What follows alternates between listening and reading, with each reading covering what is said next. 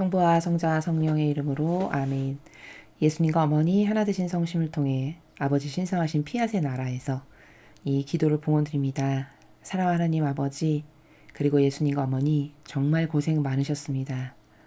주님의 부활하심을 아버지께서 지상에 살아가는 모든 자녀들과 만드신 온 우주 창조 만물과 그리고 천상의 거룩하신 분들과 또 천사님들과 저희의 수호 천사님들 이 모두와 함께 악을 물리쳐 싸워 이기신 그 예수님의 부활의 승리의 기쁨을 함께 기뻐하며 아버지와 예수님과 어머니께 축하의 인사를 드립니다. 또한 저희를 위해서 그토록 많은 희생으로 고생하신 예수님께 내적이고 외적인 모든 것을 다 바쳐 감사와 찬미와 영광과 hum승을 드리오니 예수님과 어머니 부디 너그러이 받아주시옵소서. 한결같은 사랑으로 소수의 남은 자녀들을 위해 말씀을 주셔서 감사합니다. 늘 풍족하여 말씀의 중요성을 깨닫지 못했던 지난날의 저희들의 마음 자세, 잘못된 마음의 나라를 반성하고 회개하며 작은 말씀 하나도 소중하게 여길 줄 아는 그런 진정성의 순도가 높아질 수 있도록 축복하여 주시옵소서. 이 모든 기도 우리 주 예수 그리스도의 이름으로 기도드리나이다. 아멘. 성부와 성자와 성령의 이름으로 아멘. 안녕하십니까. 하나님의 뜻 선교의 피아수녀입니다. 여러분 모두와 함께 다시 한번 축하 인사를 드리겠습니다. 예수님의 부활을 축하드립니다. 악을 물리쳐 이기신 주님 부활의 그 모든 은총이 여러분 가정과 여러분 각자의 영혼에 가득하시길 빕니다. 자, 그러면 오늘 주신 메시지 여러분들과 함께 학습해 보도록 하겠습니다. 2023년 4월 4일 성주간 화요일입니다. 저 보리는 또다시 하느님 아버지의 성심이라고 알게 된 큰 불꽃을 봅니다. 하느님 아버지께서 말씀하십니다. 나의 가장 큰 필요인 세상의 마음의 회심으로 너희의 주의를 돌려라. 주님의 말씀입니다. 하느님 감사합니다. 굉장히 짧은 한 문장밖에 되지 않는 그런 말씀을 성주간 때 아버지께서 주셨는데요. 핵심은 그거죠. 세상의 마음의 회심. 세상이 하느님을 하느님으로, 즉 아버지를 아버지로 마땅히 공경과 사랑을 드려야 하고 감사드릴 줄 알아야 되고 감사를 뛰어넘어 영예와 영광을 드려야 되는 게 지극히 당연한데 그런 것을 드릴 줄 모르는 마치 자기가 신인 양 살아가는 이 인류의 거의 대다수의 영혼들 그들이 정말 회개를 해야 하는 게 맞죠. 그렇죠? 우리가 고대하는 새천년 왕국이라는 거는요. 왜 그렇게 고대하냐면 행복해서 좋아서요. 거기는 뭐 기쁨만 있고 물론 맞죠. 그 말씀도 맞습니다. 근데 우리가 이제 곧 도래하게 될 천년 왕국을 왜 그토록 아주 소중하게 고대하고 갈망하냐면 일단 질서 정연하기 때문이에요. 질서 정연하다. 질서 정연한 거 지금은 안 질서 정연한가요? 네. 지금 이 세상은 안 질서 정연합니다. 절대 질서 정연하지 않아요. 무질서 자체입니다. 여러분도 느끼시죠? 그러니까 나라도 무질서하고 각 가정 내 구성원도 무질서하고 사회 공동체 안에서도 보면 무질서하고 온통 무질서예요. 예를 들어볼까요? 대통령이 죄가 없는데도 다 뒤집어 씌워가지고 언론 조작하고 국민 눈멀게 해서 끌어내려. 이게 질서 정연합니까? 무질서하죠. 그렇죠? 법이 있는데도 불구하고 법 필요 없어요. 그냥 입심 세고 머릿수 많아. 그러면 그게 힘이에요. 이건 참 무식한 거죠. 그렇죠? 이거는 선진화된 자유민주주의 국가에 살아가는 국민의 자격이 안 되는 겁니다. 사실은. 그 자질이 안 되는 거예요. 정신 수준이. 무질서하죠. 그렇죠? 또 가정을 볼까요? 아버지를 아버지로 어머니를 어머니로 자녀들이 올바르게 공경하고 존중하고 여러분께 사랑의 마음으로 대하시나요? 여러분 자녀들이? 곰곰이 잘 생각해 보십시오. 물론 그런 자녀들도 아직 많이 있으리라고 생각을 합니다. 그러나 저희에게 보여지는 이런 많은 가정을 보면요. 정말 무질서예요. 아무리 부족해도 부모님은 부모님으로서의 존경과 존중과 사랑과 공경을 다 해야 되는 게 질서정연한 겁니다. 그게 계명이에요. 그래서 부모에게 효도하라가 있는 거죠. 그쵸? 또 그렇다고 그러면 맨날 아랫사람만 윗사람을 존경하고 존중해야 되는 건가요? 또 요새 사람들은 이런 이상한 주장 잘하거든요. 자녀는 부모님께 그렇게 해야 되는 게 마땅한 거고요. 또 부모님은 자녀를 양육하실 때 길을 꺾지 말아라 라고 요 말씀이 무슨 뜻인지를 잘 이해하시면 돼요. 길을 꺾지 말라는 거는요. 이런 겁니다. 혹시 젊은 분들이 저희 강의를 들으시면 젊은 부부나 어떤 20, 30대 청년들에게 드릴 말씀이 너무너무 많은데 진리를 알아야 자신의 인생도 정말 효과적으로 효용과 가치가 차고 넘치게 개척할 수 있는 거거든요.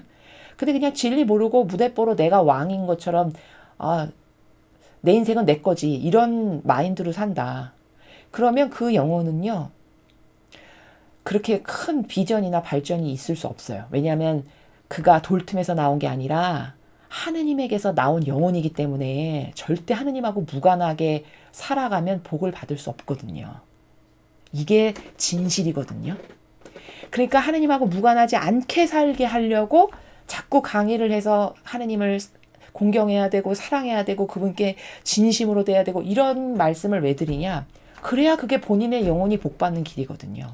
그리고 그게 곧 질서 정연한 거고. 그렇죠. 가정도 길을 꺾지 말라는 거는요. 자녀를요. 이렇게 생각하셔야 돼요. 하느님께서 이거는 하느님의 자녀인데 나에게 맡겨주신 거다. 이렇게 생각하시는 게 정확한 겁니다. 잘못 오해가 있으시면 어머니 아버님들이 내 자녀니까 나에게 속한 거. 이렇게 해서 내 마음대로 마치 나의 아바타처럼 붕어빵처럼 만들어 놓으시는 경향이 너무 많아요. 근데 그러면 안 되시고요. 왜냐하면 그 생명은 온전히 하느님의 것이에요. 하느님이 만드신 겁니다. 어머니, 아버님은 그냥 세상에 나오게끔 한 중간 매개체 역할을 한 게 다예요. 그거를 정직하게 인정해야 되고 자녀를 양육하실 때는 그 영혼에게 아버지께서 얘는 요런 영혼으로 자랐으면 좋겠다라고 설정하신 설정값이 있거든요. 사람마다.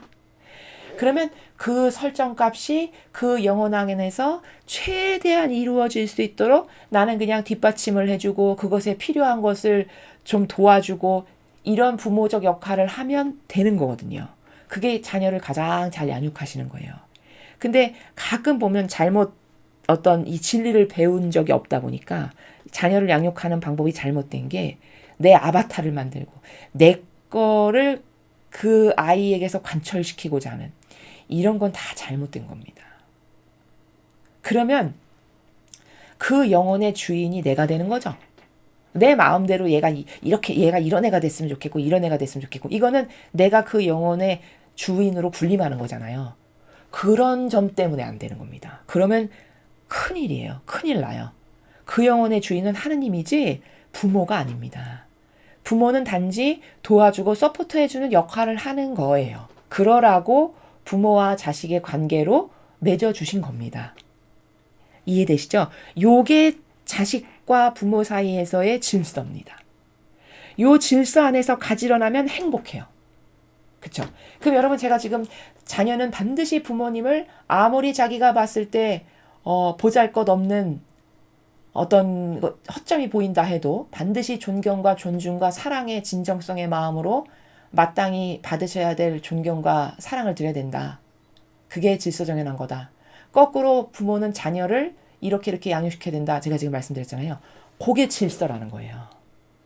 그럼 그 질서 안에서 부모와 자식 간의 관계가 올바르게 형성되어 있는 집 여러분 어디 있나요? 주변에 있으신가요? 잘 생각해 보십시오. 다 뒤틀려 있어요. 이렇게 언밸런스가 나 있고. 이게 다 무질서입니다. 국가도 무질서하죠. 가정도 무질서하죠. 그럼 사회 안에 어떤 윗사람과 아랫사람과의 관계에서 질서 정연하냐? 그렇지 않죠. 요즘은요. 아랫사람이 왕이에요. 인권 이 한마디면 다 돼요. 아, 나도 내 주장할 권리가 있고 인권이 있는데 이 말이면 다 통과돼요. 안하무인이라는 말 있죠. 왜 안하무인.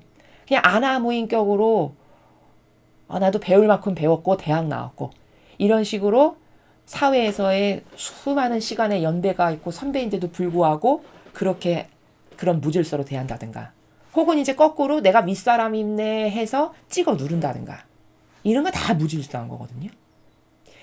이런 사회관계에서의 올바른 질서는 상호 존중 관계면 돼요. 상호 존중.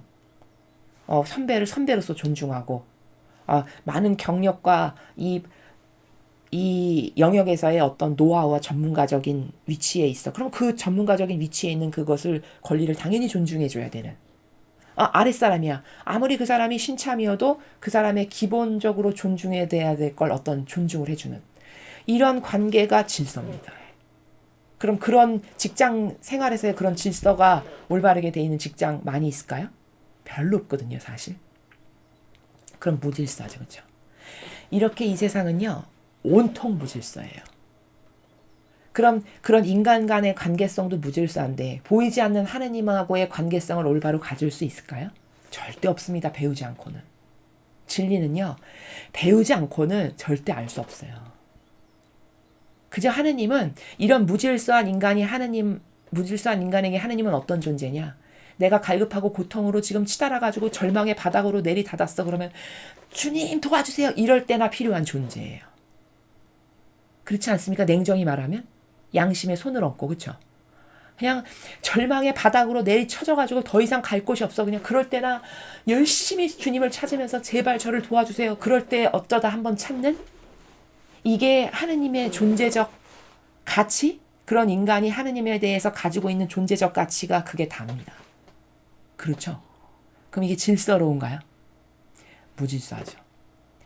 하느님 아버지께서 얼마나 나를 수많은 희생과 인내로 참아주시면서 자비를 베푸시고 그래서 오늘날에 이런 내가 지금 누리고 있는 거라든가 내 주변의 가족이라든가 그런 모든 것에 대해서 아버지가 다 안배와 배려로 나에게 주신 선물이라고 하는 이런 가치관이라든가 이런 올바른 관점으로 아버지께 정말 공손한 마음의 나라에서 정말 신이 성실하고 신뢰와 겸손으로 사랑을 올바르게 드리는 영혼이 몇 명이나 있을까요? 거의 없을 거라고 생각이 됩니다. 특히 종교 생활을 한다. 그러면 다 막연해요. 일단 하느님이. 다 저기 어디 먼 데에 계시는 저 높은 하늘 곳에 계시는 그런 분이라고 생각하기가 십상입니다. 종교 생활은. 이런 다양한 무질서와 오해 가운데에 그 프레임에 갇혀있는 인륜을 설명하면 지금 이런 겁니다. 지금 이런 상태거든요.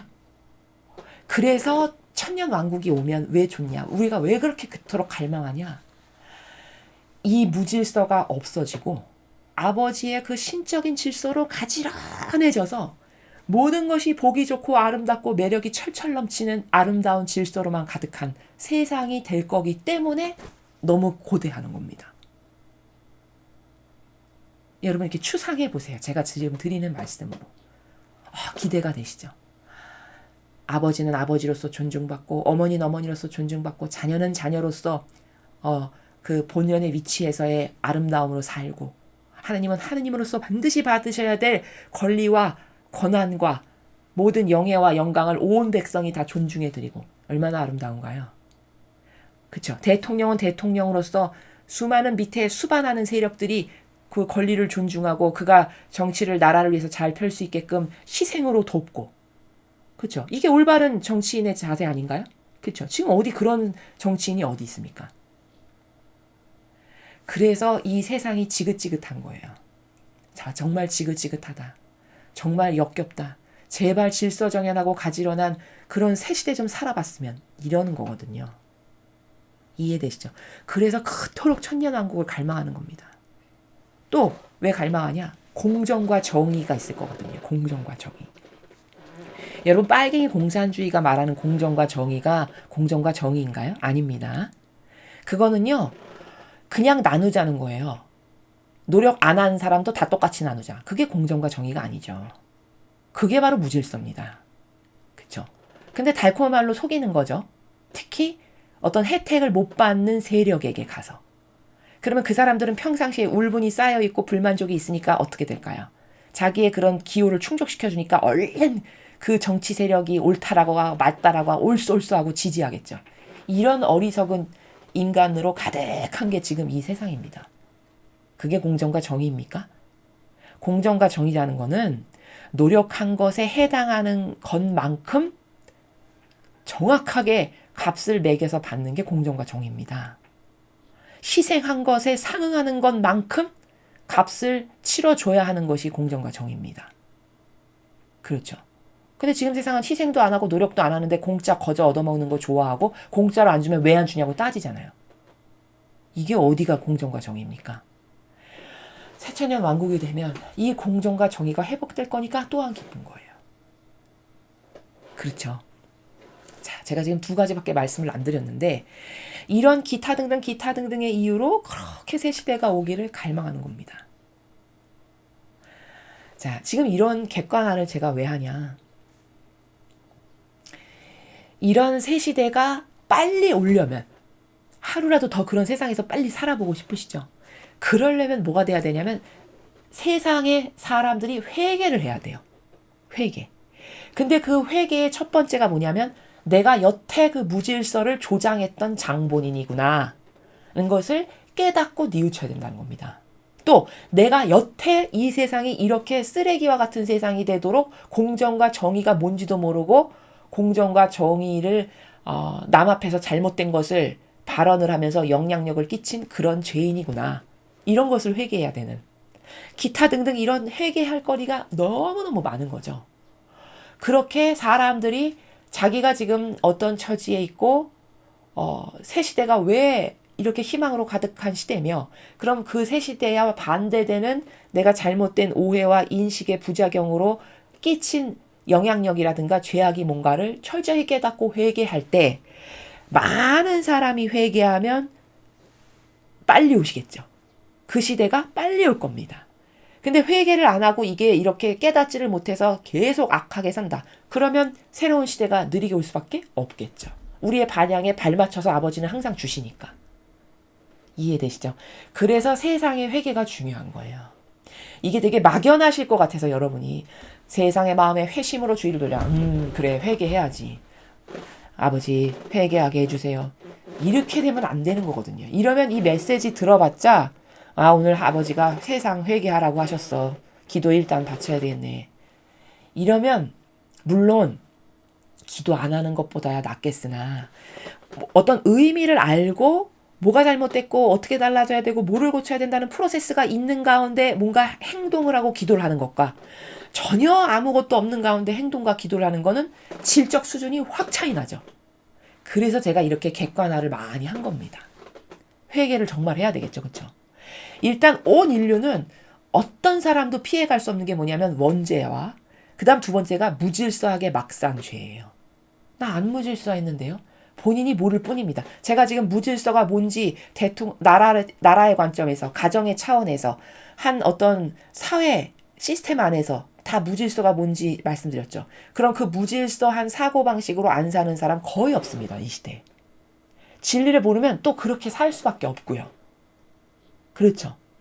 그러면 그렇게 무질서하게 살아서 나쁜 영향력을 끼친 그리고 아버지께 그런 무질서로 모욕을 드린 이런 것을 회개해야 되겠죠.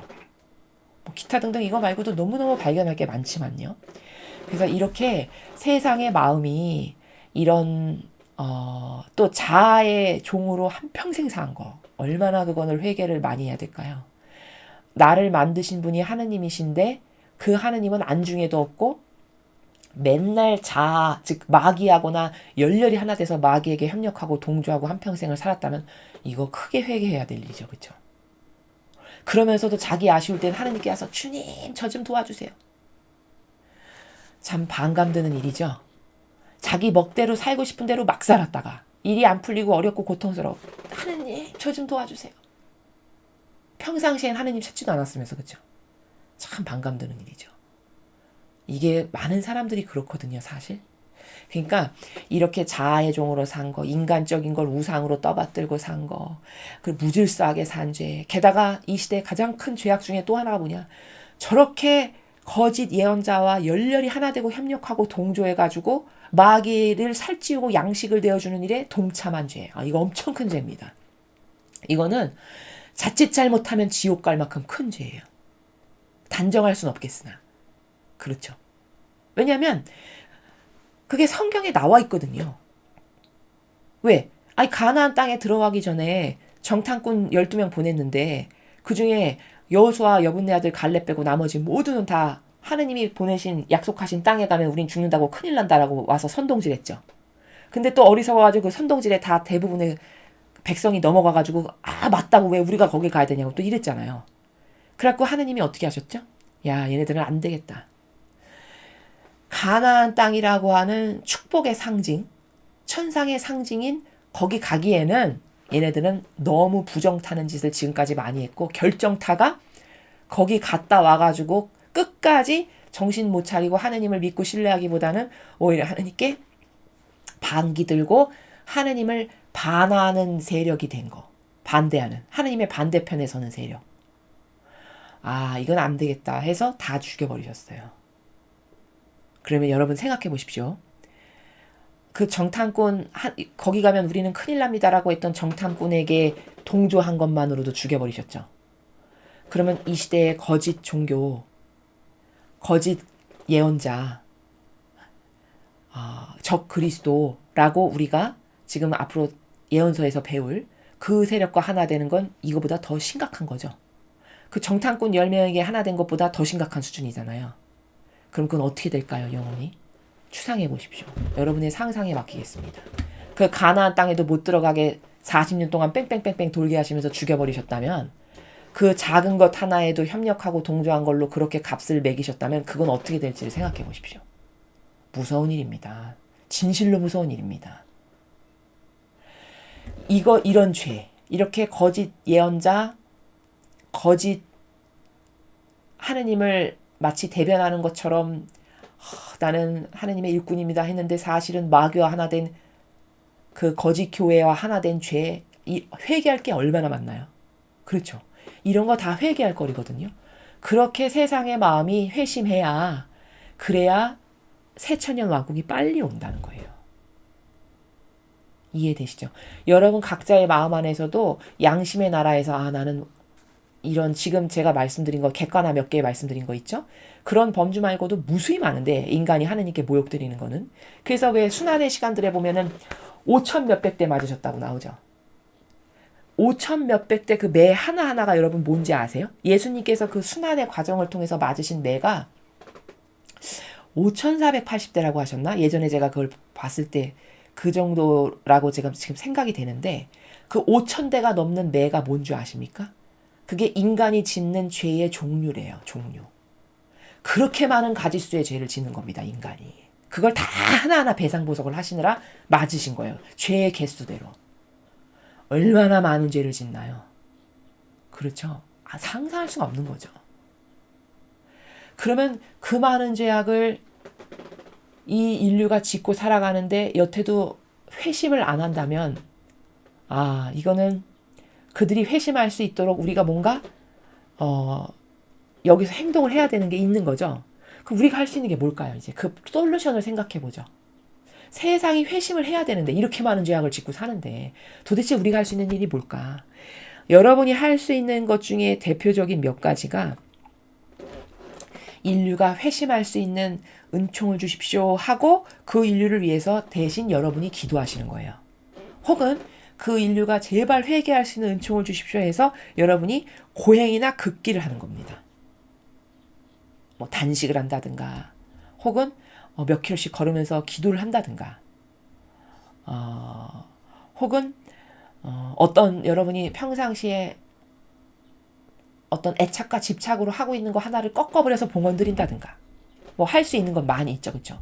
그걸 할 때 지향을 세상이 그 지은 이 수많은 5,000대가 넘는 가지수의 죄 그거 제가 대신 배상하고 보속하고 이 극기로 갚아드립니다. 혹은 그 세상이 회심할 수 있는 은총을 주십시오. 이러면서 그런 고행, 극기, 배상보속의 기도, 뭐 단식, 금식 이런 것을 하실 수 있다는 거죠. 그게 우리가 할 수 있는 방법이라는 겁니다. 이해되시죠? 또 이제 세상이 회심으로 돌아갈 수 있게끔 기회가 될 때마다 여러분이 저희 이런 강의를 한 영혼이라도 더 깨우치기 위해서 진리를 깨닫게 하기 위해서 전하신다든가 뭐 이런 것도 하실 수 있고. 근데 그 전하실 때 잘 하셔야 된다고 제가 말씀드렸죠. 아무에게나 막 돌리시지 마시고 여러분이 저 사람은 정직성이 있어가지고 이런 메시지를 전하면 그의 정직이 그렇구나라고 인정할 수 있는, 받아들일 수 있는 영혼에게만 보내셔야 된다라고 제가 말씀을 드렸죠. 그리고 그 영혼에게 보내기 전에 반드시 기도하시고, 아버지, 제가 저 영혼 하나를 깨우기 위해서 이런 영상을 좀 보내려고 하는데 악이 역사하지 않도록 막아주시고 예수님의 영께서, 성모님의 영께서 앞서가셔서 저 영혼의 마음을 활짝 여셔서 저 영혼이 이 내용을, 이 진리를 받아들이고 회심할 수 있도록 도와주십시오. 이렇게 기도하시고 그리고 하셔야 된다는 겁니다. 그래야 아버지의 영께서 그 영혼에게 스며드셔서 일을 하실 수 있어요. 이해되시죠? 이렇게 해야 된다는 거고, 그 다음에 이 지옥이 얼마나 무서운 무시무시한 것인지에 대해서 망각을 하고 살아서 사람들이 그렇게 막 사는 거거든요. 여러분이 유튜브에 가시면은요, 이런 죄에 대한 경각심을 사람들이 가질 수 있도록 지옥이 얼마나 끔찍한 데인지를 알려주는 어떤 동영상이나 이런 강의들이 있어요. 지옥에 대해서. 그거를 수시로 여러분의 자녀들이나 여러분 가까운 주변에 죄악 가운데 살아가고 있는데 깨닫지 못하는 뭐 사람, 누군가 하나 깨닫게 해주고 싶다. 그러면 그들에게 그런 걸 좀 이렇게 보여주신다든가. 이런 방법도 있을 수 있고요. 그리고 또 할 수 있는 거는 지금 이 마지막 시대가 굉장히 이 악으로 가득한 시대인 건 맞지만 동시에 은총도 엄청나게 많은 시대라고 제가 누누이 말씀드리죠. 그러니까 진리의 원리는 이래요. 빛이 세면 셀수록 거긴 어둠도 반드시 똑같이 세거든요. 어둠이 세면 셀수록 빛도 반드시 강한 게 원리예요. 그렇기 때문에 이렇게 어둠으로 들끓는, 악으로 들끓는 세상은 은총도 그것만큼 똑같이 큰데, 무슨 말이냐? 이 마지막 시대는 반향을 어떻게 하느냐에 따라 지옥 가기도 쉽지만 사실은 천상의 높은 곳에 심지어 하느님의 가족이 되는 피앗의 자녀, 혹은 아버지의 사업이 내 사업이다라고 해서 그 아버지의 사업을 건사하고 다스리는 것을 맡겨주실 수 있는 상속자의 자녀가 될 수도 있고, 혹은 그 아버지 나라의 많은 것들을 이렇게 누리면서 살아가는 뜻의 자녀, 이런 다양한 차원의 자녀가 될 수 있는 시대가 지금 시대입니다. 과거에는 이런 게 없었어요. 왜냐면 알지를 못했기 때문에. 이거는 지금 시대에만 주시는 축복이에요. 이 마지막 시대만. 새천년이 오기 직전에 그 암울한 마지막 시대에만 가능한 거라는 말이죠. 왜냐하면 예전에는 그 하느님의 뜻, 영성이라는 것을 알지도 못했고, 사람들이. 그 시대 아버지께서 그걸 아직 오픈하시지 않은 거는 그 각각에 걸맞는 때에 주시는 은총이 다 다른 거거든요. 천지 창조 때에 걸맞는 그 시대에 주실 영혼에게 합당한 은총이 있는 거고, 그렇죠? 마차 타고 다니면 마차 타고 다니던 시대에 영혼에게 걸맞는 것이 있는 거고, 마하 초음속 비행기 타는 시대에 영혼에게 걸맞는 은총이 있는 거고, 이렇게 다 색깔이 다른 겁니다. 우리는 인류 역사상 가장 발전된 시대에 지금 살아가고 있어요. 그러면 인류 역사상 가장 많이 발전됐다는 것은 영성적으로도 영적으로도 가장 많이 영적인 것이 발전된 시대예요. 이게 발맞춰 나가기 때문에. 그러면 가장 발전된 거라는 것은 가장 고차원의 하느님과 가족으로 함께 살고 그분의 상속자로 살고 이런 차원을 지금에서야 알게 된 거지, 이건 과거 사람은 몰랐던 거거든요. 그걸 알기 시작한 게 불과 100여 년 전부터예요. 하느님의 뜻 영성이라고 하는 천상의 책에 그 은총을 주시던 그 시점부터 하느님의 뜻의 나라에서 산다는 게 무엇인지, 이것을 그때부터 인류에게 오픈하신 거거든요. 본격적으로. 그러니까 불과 100년 전부터 요 엄청난 은총이 지금 태동한 건데, 인류 안에. 그러면 내가 반향만 똑바로 하면 그걸 쟁취할 수 있는 시대죠. 그러니 얼마나 복받은 시대입니까? 그렇죠? 요런 것을 여러분이 알아들을 기가 있는 자녀나 주변 사람들에게 알려주시면 나도 좀 그런 자녀가 돼볼까? 이런 어떤 동기부여를 해주시면 그러면 그것 때문에 하느님과의 올바른 관계를 가지려고 노력할 거고, 그럼 자동으로 그 안에서 회개가 일어날 거고, 자기가 잘못한 걸 반성할 거고, 또 아버지를 진정으로 사랑하는 마음도 갖게 되고, 이렇게 어떤 단계적 발전이 그 영혼 안에서 일어나게 되죠. 이런 역할을 여러분이 중간에서 하실 수도 있다라는 겁니다. 그게 세상의 마음에 회심을 일으키는 다양한 이런저런 차원의 방법들 중에 하나다라고 제가 지금 말씀을 드리는 것이죠. 이해되시죠? 그래서 아버지의 관심사는 지금이 마지막이기 때문에 더 이런 말씀을 자주 하시는 거거든요. 왜냐면 이제 낭떠러지에 떨어지면 끝장이잖아요. 다시는 못 구하잖아요. 지금 낭떠러지 불과 몇 미터 앞까지 온 거거든요. 그러면 참 급박하시겠죠, 마음이. 그러니까 나의 가장 큰 필요. 얘야 낭떠러지 얼마 안 남았다.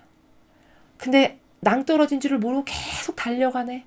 그럼 이걸 브레이크 걸어서 딱 막아 세워야 되는 그게 회개예요. 그렇죠? 그럼 누군가는 그런 역할을 해야 될 것 아니겠습니까? 누가 할까요? 깨어있는 사람들이 할 수밖에 없죠. 그러니까 깨어있는 여러분이 고행과 희생과 배상과 보속의 그 길을 왜 많이 하라고 자꾸 말씀드리냐. 그것만이 유일한 희망입니다. 아버지께는. 그걸 가지고 회심도 일어나게 하시고요. 나라도 다시 제대로 되게끔 만드실 수 있고요. 죽어갈 영혼을 살리실 수도 있고요. 오로지 그런 어떤 희생제물로 바쳐지는 그것만이 아버지께는 아주 값있는 것이거든요. 그걸 가지고 모든 일을 하실 수 있기 때문에, 그것 가지고 생명으로 돌리시는 일을 다 하시는 거기 때문에 깨어있는 여러분이 기도를 혹은 단식을, 극기를 이런 것을 주변에서 자기가 꺾어서 뭔가 하나 봉헌 드릴 수 있는 거 있으면 늘 꺾어서 봉헌 드리고, 이런 걸 많이 하셔서 아버지의 이런 필요를 채워드리는 그런 우리가 되었으면 좋겠습니다. 자, 오늘 주신 이 메시지의 근거에서 여러분이 세상에 인류의 마음에 회심이 일어날 수 있도록 이 아버지 요청에 동참하시기 바랍니다. 이상으로 2023년 4월 4일 성주간 화요일 메시지 해설을 마치겠습니다. 감사합니다.